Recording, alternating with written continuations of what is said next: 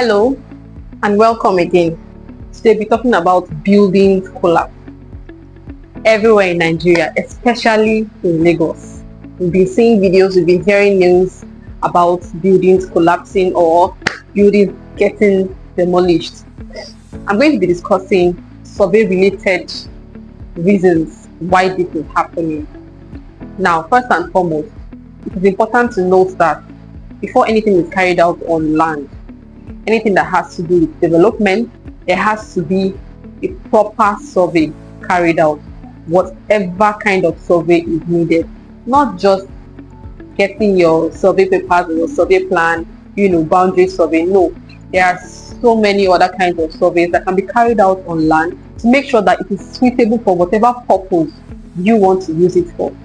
First, I will talk about the inadequate site investigation. Under this, I'm going to tell you about soil analysis. For soil analysis, this is where you fail to check if the soil is adequate enough to actually carry the weight of the building that you are planning to build on that land. There are certain tests that we carry out to check if the soil has the capacity of carrying whatever building that you want to construct on that land. And then there is hydrology. Hydrology is where you test the water content of a particular land, how erosion happens on that land, how the soil is strong enough to hold water, so that you know if you are supposed to sand fill or have a concrete floor or what have you before you start your construction process. Another reason can be inaccurate setting out. Now, setting out is where the surveyor marks out points for you to start your construction process. If this is not properly done, or if in many cases you employ the services of a quack that just comes to pinpoint some random points or marks on the ground for you to start your construction process or for you to start your foundation of whatever building you want to construct, it can actually lead to building collapse on the long run. Another aspect is your leveling. If the land is not properly leveled, it is only a surveyor that can tell you how best to go about it. If the land is having a landslide or having slopes or undulating curves, the surveyor will tell you where to cut and where to fill. There's what we call cut and fill. The surveyor is in the best position to let you know which to carry out every point that it is needed. And then we have topographic survey. This is a very, very important aspect of survey which so many people tend to ignore. Topographic survey is actually the survey that would let you know the state of the land. This land you want to build on this land you want to construct on, is it flat? Is it slopy? What is the contour of the land? This is what topographic survey will tell you. It will show you your slope stability, and it will tell you the best part of the land to have your drainage. I'm sure you must have seen situations whereby inside of a building, let's take for example the bathroom, you will see the drainage over there and then water will be settling here. So every now and then when you use the bathroom, you have to pick up a broom and start sweeping the water to the drainage.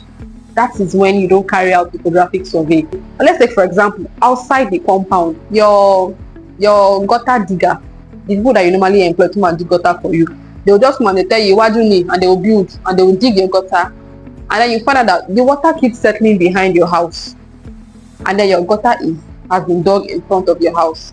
It doesn't necessarily mean that you should go and dig your gutter behind your house.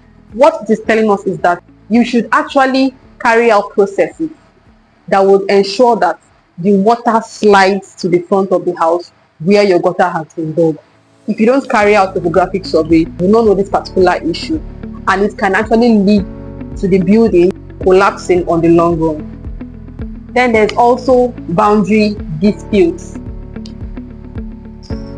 This aspect is very, very common. You just did not carry out survey. You just bought a land and you started building. 10 years or 20 years down the line, the government comes and tells you that this your land is on the road. You are building on the road, or your building has entered into another person's land. When you do not carry out survey, How would you best demarcate where your land stops from where another person's land starts? You won't be able to do that.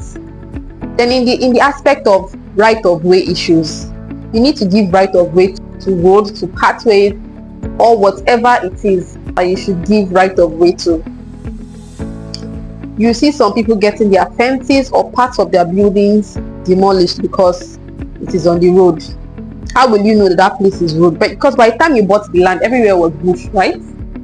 But there's always a master plan for every area. If you don't consult your surveyor, you will not know the amount of setbacks you need before carrying out your construction project. You just go and build on the land, and tomorrow now you will say your village people are disturbing you. Your village people don't even have money to pursue you anymore. You're the one that is not doing the right thing. So this can actually lead to your building getting demolished, not your building collapsing, or they will demolish your building. And then last but not the least is construction monitoring. There's what we call settlement monitoring, and then there's what we call deformation monitoring. Settlement monitoring, while your construction is going on, the surveyor should be on ground to keep monitoring the building, because the earth is always moving. The earth is not stagnant. So due to these movements, there are certain shifts that might occur in your building, but you will not be able to see it with your ordinary eyes. But if a surveyor applies certain parameters in monitoring this particular building construction, he will be able to tell if there has been a shift in your building, and he will also let you know how best to use the materials you have to be able to carry the kind of weight of that construction. For example, you are building a 3-story, you are putting another building on top of another building, on top of another building, and you don't have a surveyor on ground. It is very, very risky. The surveyor should be on ground. It's not just about what's the delinted, decking, and you build on that. Before you know, you have a whole 3-story building, and one day everything will just fall. Who did your settlement monitoring for you? Nobody. Nobody told you the kind of materials to use so that the building underneath will have the capacity to hold whatever building you are having on top of it. You just want to build 3-story building because everybody around you is building story buildings, and you want to also join. Then deformation studies is when you are done constructing your building, and then a surveyor checks it from time to time to monitor whatever shift must have happened, and then to let you know before it causes any disaster in the nearest future.